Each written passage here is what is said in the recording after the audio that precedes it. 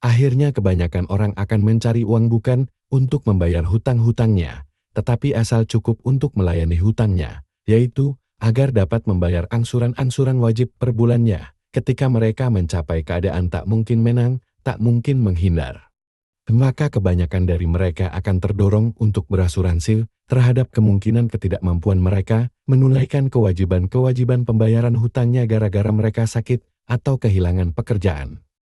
Walhasil kini, hampir semua hutang semakin ditingkatkan dengan penambahan premi-premi untuk polis-polis perlindungan seperti ini.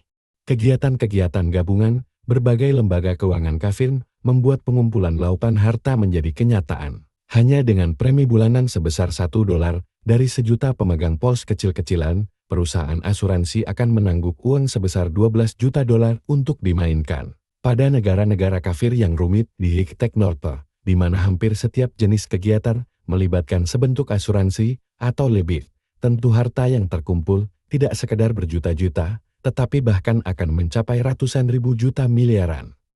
Tentunya apa yang telah digambarkan mengenai perusahaan asuransi kafir ini, berlaku juga pada perusahaan-perusahaan sawah beli kafir, lembaga-lembaga kreditor perumahan kafir, dan terutama pada bank-bank kafir. Di antara semua lembaga keuangan kafir, yang paling banyak mengumpulkan harta adalah bank kafir, karena mereka tidak saja membebankan bunga atas pinjaman, tetapi mereka pun menggalakkan halayak untuk menyimpan uangnya jika ada kelebihan, dan agar kelebihan itu dideposito dalam bank. Walaupun bank membayarkan bunga atas deposito, tentu uangnya ditanam di tempat lain dan menghasilkan jauh lebih banyak daripada yang harus mereka bayarkan. Apalagi, mereka pun punya lebih banyak lagi uang menganggur dari rekening-rekening giro untuk dimainkan, dan atas uang ini, mereka tidak harus membayarkan bunga. Maka hasil apapun yang mereka peroleh dari penanaman uang-uang rekening giro adalah murni keuntungan semata. Bank-bank telah menemukan bahwa rata-rata untuk setiap 13 rupiah yang berdiam di bank, maka permintaan gabungan dari semua nasabah selalu hanya sebesar 1 rupiah tunai. Kini menyisakan 12 rupiah dari 13 rupiah itu untuk dimainkan oleh bank. Jumlah total uang yang bisa dimainkan oleh bank sungguh menakjubkan, karena hampir semua lembaga keuangan kafir lainnya, beserta semua perusahaan dan badan usaha, dan tentunya sebagian besar halayak, menyimpan uangnya di bank. Bank adalah alat untuk mengumpulkan lautan harta misalnya. Dari setiap 13 miliar rupiah yang ada pada mereka, mereka bebas untuk menanamkan 12 miliar rupiah tidak saja untuk mencari keuntungan, tetapi juga, yang lebih penting, adalah untuk mendanai dan membantu rekayasa sosial apapun yang sedang menjadi agenda politiknya. Tanpa bank-bank, tata dunia baru tidak mungkin terwujud. Bank-bank dikendalikan oleh para Freemason, perusahaan-perusahaan raksasa dalam proses produsen konsumen kafir, yaitu sistem Dajjal, dikendalikan oleh para Freemason. Pemerintahan-pemerintahan negara-negara kafir dikendalikan oleh para Freemason, artinya para Freemason mempunyai wewenang untuk menggunakan lautan harta yang dikumpulkan oleh bank-bank untuk mendanai proyek-proyek yang akan memberikan pekerjaan-pekerjaan kepada perusahaan-perusahaan raksasa mereka. Dan tentunya, kegiatan-kegiatan ini akan didukung oleh keputusan resmi dari pemerintah dan diizinkan oleh sistem hukum kafir.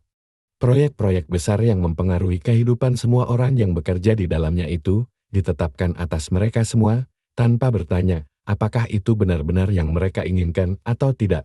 Proyek mulai dijalankan, dan mereka yang bekerja di dalamnya bekerja karena memerlukan uang, bukan karena mereka mempercayai proyek itu.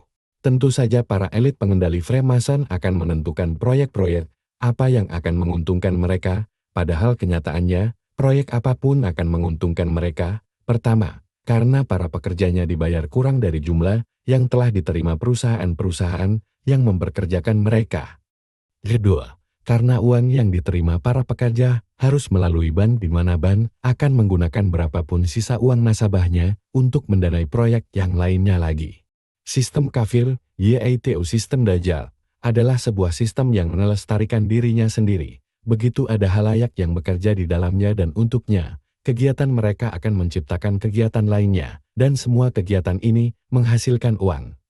Perusahaan-perusahaan raksasa itu sebenarnya tidak benar-benar ada. Mereka hanya merupakan kedok efektif untuk menyamarkan kegiatan-kegiatan para Freemason yang mengendalikannya, dan sebagai bangunan maya yang memerangkap halayak pekerjanya dengan menggunakan perusahaan-perusahaan kafir raksasa ini sebagai ujung tombaknya. Para Freemason menyalurkan lautan harta yang dikendalikannya guna mendanai proyek-proyek sosial yang akan menjamin kelanggengan keuntungan dan kekuasaan mereka sendiri, yang juga akan menjamin kelanggengan penghambaan orang-orang yang terjerat bekerja pada proyek-proyek sosial itu. Dilihat dari sudut ini, jelaslah bahwa sistem perpajakan kafir pun sebenarnya hanyalah bagian lain dari sistem keuangan kafir yang bertugas untuk memastikan agar halayak tidak punya terlalu banyak uang untuk dimainkan. Sehingga karena itu, mereka terpaksa harus terus bekerja dalam proses produsen konsumen kafir. Ketika pajak-pajak telah dikumpulkan dan jumlah keseluruhan dan hasilnya disamarkan dengan meragamkan nama-nama pajak.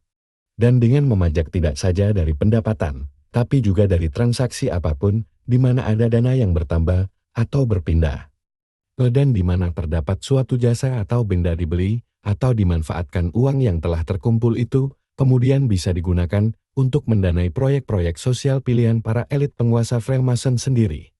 Sebagai contoh, pemerintah yang dikendalikan Freemason akan memberikan kontrak menggiurkan pada perusahaan pengembang yang dikendalikan oleh Freemason untuk membangun bangunan-bangunan yang diperlukan untuk menaungi semua kegiatan infrastruktur birokrasi yang digunakan pemerintah untuk mengumpulkan pajak-pajak yang diperlukan untuk mengendalikan negara yang dikuasainya. Dalih yang menyatakan bahwa karena pemerintah diangkat oleh rakyat, maka pasti kebijaksanaan-kebijaksanaan pemerintah adalah apa yang diinginkan dan didukung rakyat adalah omong kosong.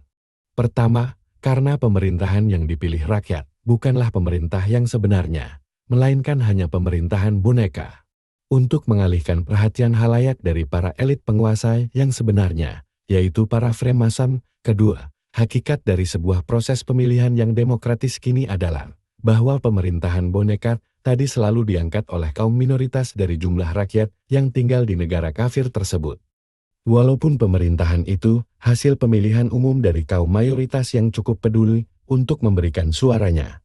Begitu banyak orang tidak punya kepedulian untuk memberikan suaranya, karena mereka setidaknya mempunyai secuil kecurigaan bahwa sebenarnya dalam perkara itu mereka tidak punya pilihan sama sekali. Mereka hanya dihadapkan pilihan yang terbatas yang nampaknya baik-baik semua.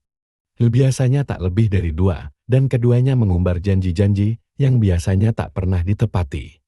Dan tak satu pun dari para calon itu yang benar-benar mewakili aspirasi orang-orang yang akhirnya memilih calon itu, semata-mata karena memang tidak ada calon lain yang bisa dipilih. Melalui sistem media, halayak digalang untuk memilih dan memberikan suaranya dengan alasan karena ini negeri mereka, maka sudah sepatutnya mereka memilih siapa yang bakal memimpinnya. Padahal nyatanya halayak hanya bisa memilih sesiapa yang namanya tercantum dalam lembar pemilihan, dan mereka yang namanya bisa tercantum dalam lembar pemilihan hanyalah orang-orang yang secara rahasia atau secara tak sadar mendukung kegiatan para elit penguasa Freemason.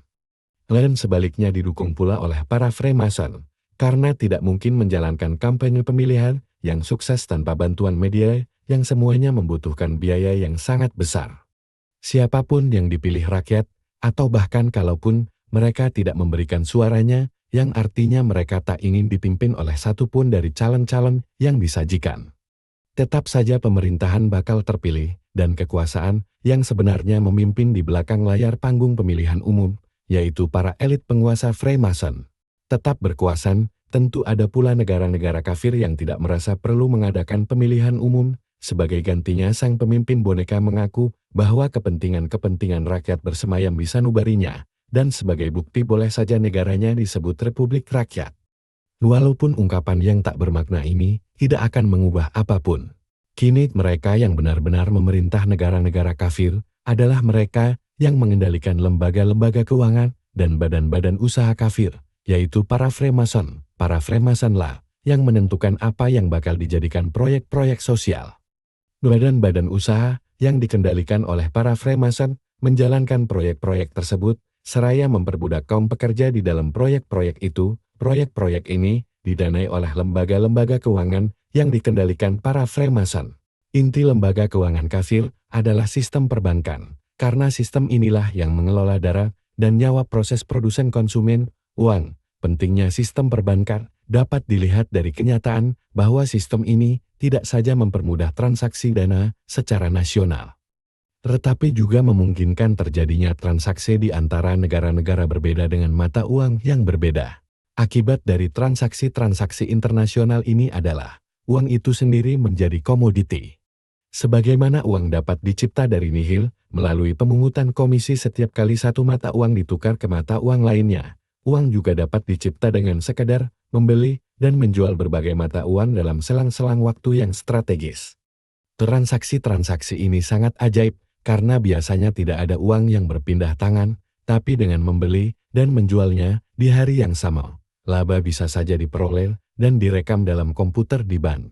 Kegiatan ini serupa dengan apa yang terjadi di bursa saham, yaitu tempat di mana badan-badan usaha swasta dan pemerintah bisa mendapatkan modalnya dengan menjanjikan bagi basil bunga kepada para pemegang saham saat uang itu secara efektif digunakan perusahaan yang meminjamnya.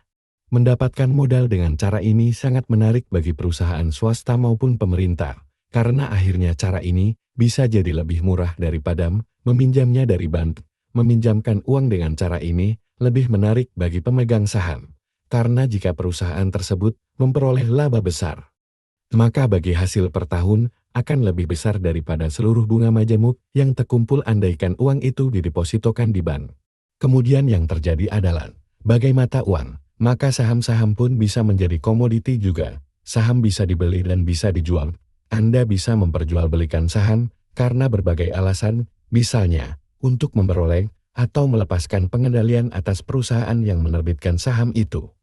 Ini bisa terjadi karena jika Anda mendanai sebagian besar keuangan perusahaan, maka Anda memiliki hak untuk memutuskan bagaimana perusahaan itu dijalankan.